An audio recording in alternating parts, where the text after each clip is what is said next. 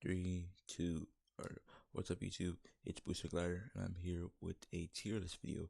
And in this tier list, I'm going to be rating every Pokemon that I've drafted in the PBO from my inaugural season in Sunset Season 6 to my current Season 8 for Neon Division.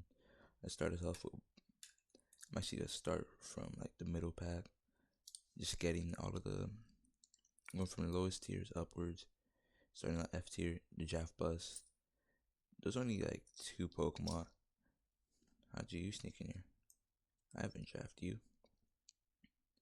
There's only like two Pokemon that I feel fit this role, and one of them is Hisuian. This is why I'm not saying it's a bad Pokemon. I just never had it never fit the teams that I built. And the one time it was actually brought, it wasn't really, it would have filled the role that I sought out for. And then another Pokemon that would ultimately follow this role would be a Pokemon that's not up here. Actually, I had to scroll down to the very bottom to go and grab it because I completely forgot I had it. It's the very bottom here, I think. Did I miss it? Ice. Getting past. I'm like way past it. Where is... Alright, so here you are. Wo-Chen. Draft bus. Never brought to a game. Immediately, like, just dropped after week 2. But it was an early trade that really stopped it from developing at all. It's just a bad Pokemon. I only drafted it for the memes. Now next up are the bad Pokemon, or the Pokemon that I traded like really early, and like, it's gonna be like, figureheaded by Golurk. I drafted it. I played out like a single game with it. It actually did pretty well, and could have been a really good staple piece for the team.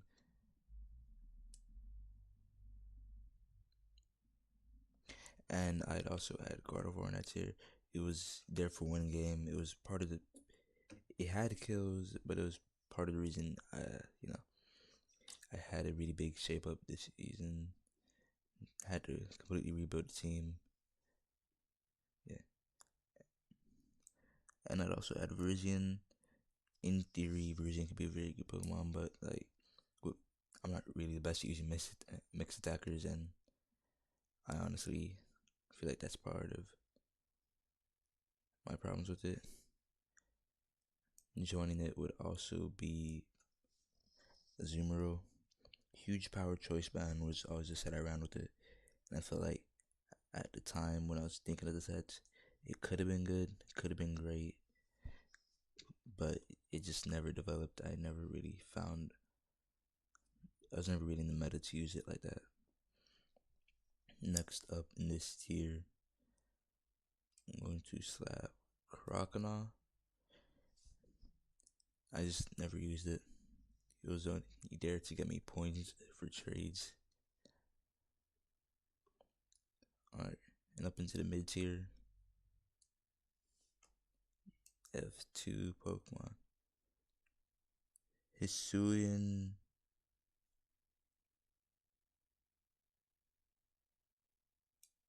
Whatever Pokemon. I've apparently lost my memory. I'll come back to that. Zora. Hisuian Braviary, that's what it is. Hisuian Braviary and Zora, they're two Pokemon that could have potential, or they could have had more potential if I used them properly. I know, actually, no, Zora, you go back down here. You never played a full power game, but Hisuian is Shizuai. It's a great Pokemon. It could have done wonders, but it just like never fit the systems that I ran with it. And you'd also join this tier. Again, great Pokemon. It's never fit my systems, and I ultimately ended up replacing it in my draft plan.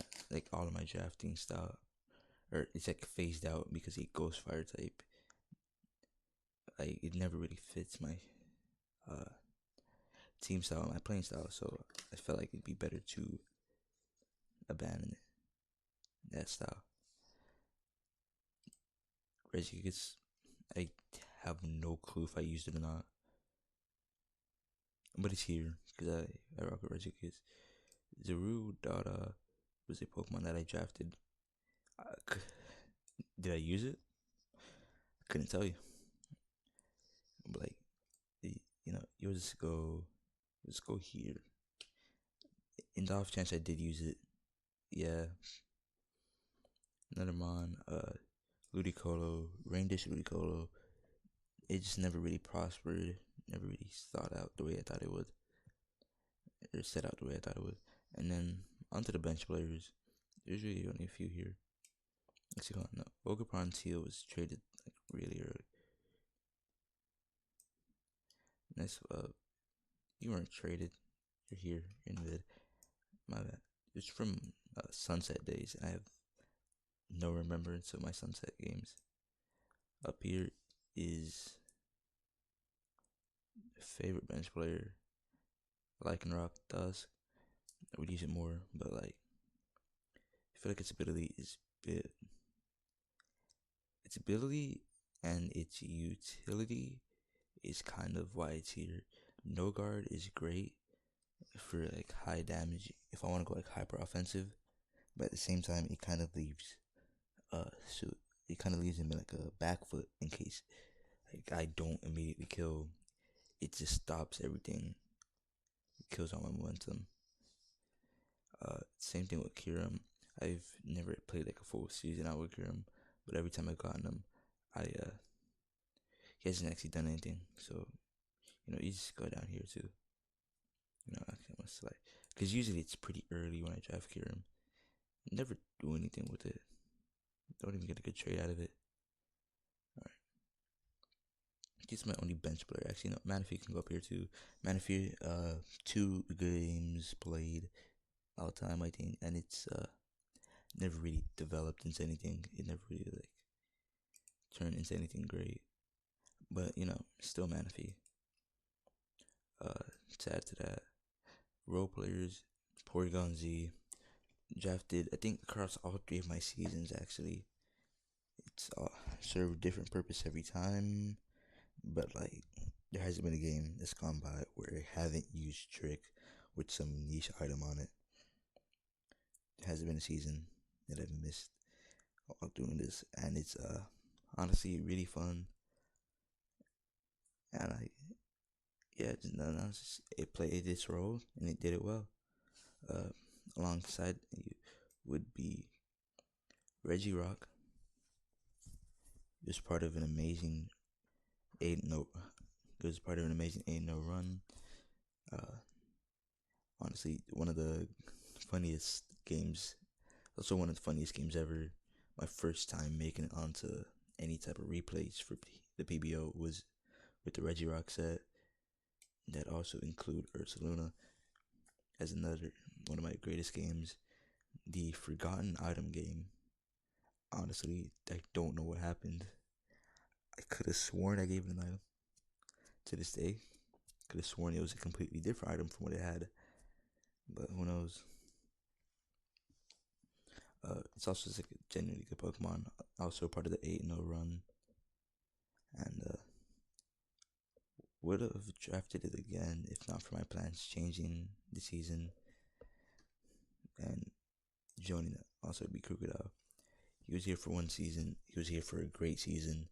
One of my favorite Pokemon, just like in general, and it's probably one of the best. Probably one of the best role players I've had. If not for these 3 right here,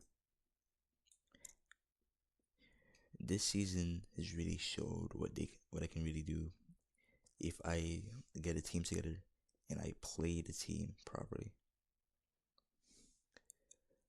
Cloudsire was an amazing, like, despite it being one of the best walls in like the entire format, it worked really well offensively.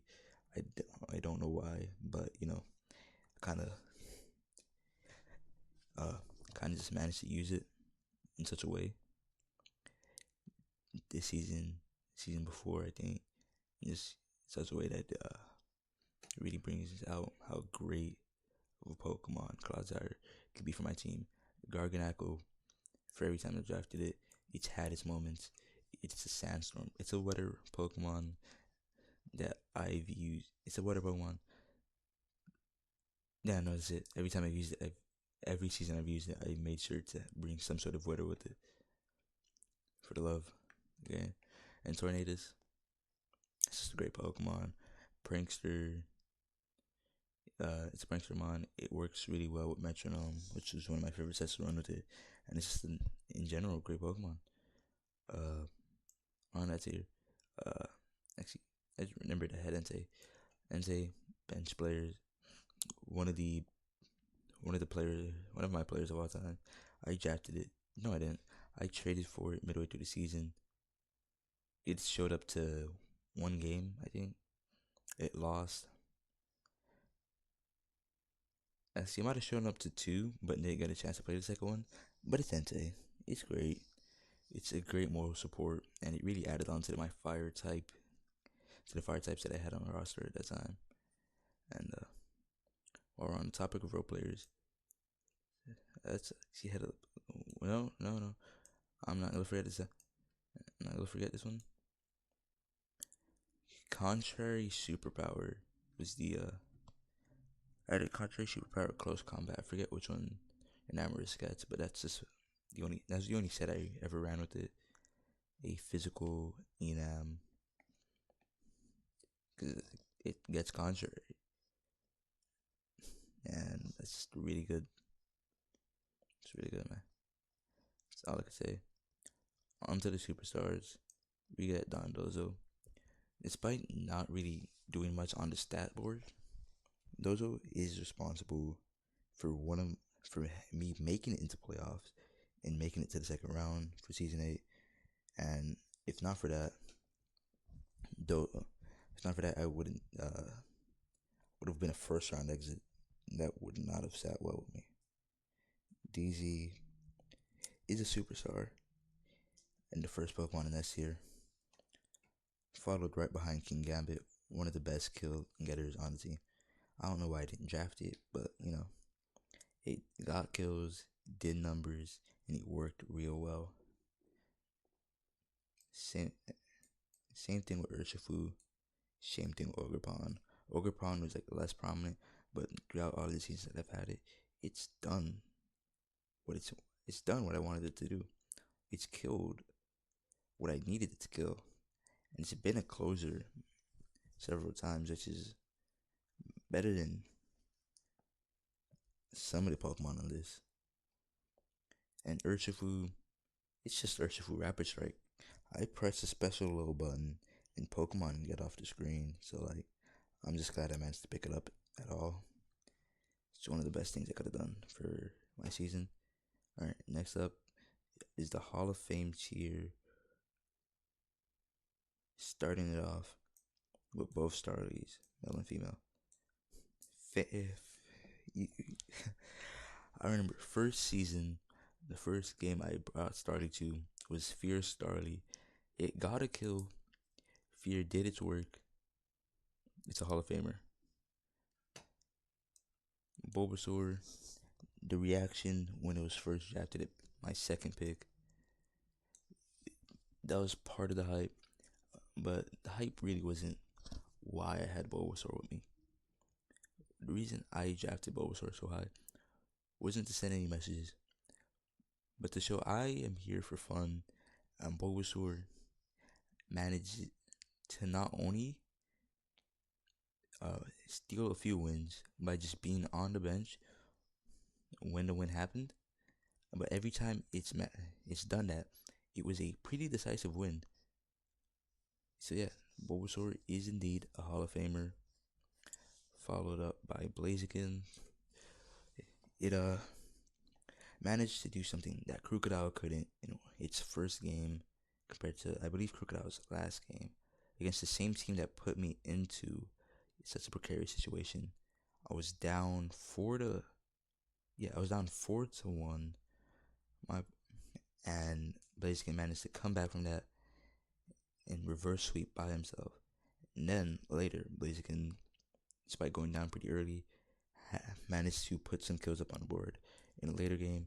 And every time I've used Blaziken, even if it's gone down really early, it still managed to at least provide me with some positive momentum. And that is why it's here. And I'm now seeing this chestnut.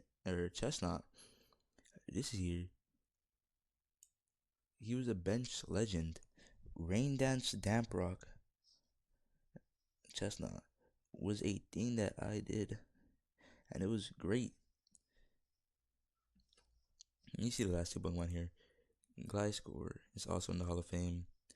Throughout every season I've had Gliscor, which is I think only one season, but Gliscor has been great. It had that one 4-0, I think, against Columbus, which was what, week 6, week 5. It played its role, played really well, and even previously before that in other leagues that I've had it, it's done work. But at the same time, that's just Gliscor. It's one of the best Pokemon in OU. It's one of the Pokemon I know how to use best. So every time I draft it, it feels nice to have a familiar face on the board. Speaking of familiar faces, let's talk OU. OU legend Goldengo, one of the best Pokemon in general, best hazard blocker, best support Pokemon, best offensive Pokemon for and an amazing offensive and defensive typing. There's not much I can really say against it. That's just how it is. When you have greatest typing and one of the best abilities around, you can really just do whatever with it. And that is, unless actually come stroll with me. Let's make sure I'm not missing any Pokemon from my draft, because there's a slight chance there's a few Pokemon that I've drafted and just don't remember. No, I don't think any of these were in any drafts. Some of these might join very soon. Yeah, no, none of these guys. So this is the official, or the final draft, the final tier list. We have my 4 Hall of Famers, 2 starting forms, the 3 draft busts, the 6 Pokemon that really didn't get to show off their worth. We have another 6 Pokemon that they were there and they did things. We have the 4 bench legends, and then the role players, some of the best role players. Hold on, let me just fix this real quick. Some of the best role players around. It's honestly like, if I were to start up a new season of a draft, or if the PBO season were to start tomorrow, and I were to look back, if I were to start my draft now, I think the order to go would be something pretty similar to the way this list is set up. With Bulbasaur first, because it's done the best. Every season I've drafted it, it's done great. It's done great things for me. Before I go, do I have anything to say? Oh yeah, like, subscribe, comment. Boston. Let's go Boston finals again. Boston for what's the division? Boston for Stargazer. Boston Bayonets for Stargazers. Yeah, that's it. Peace.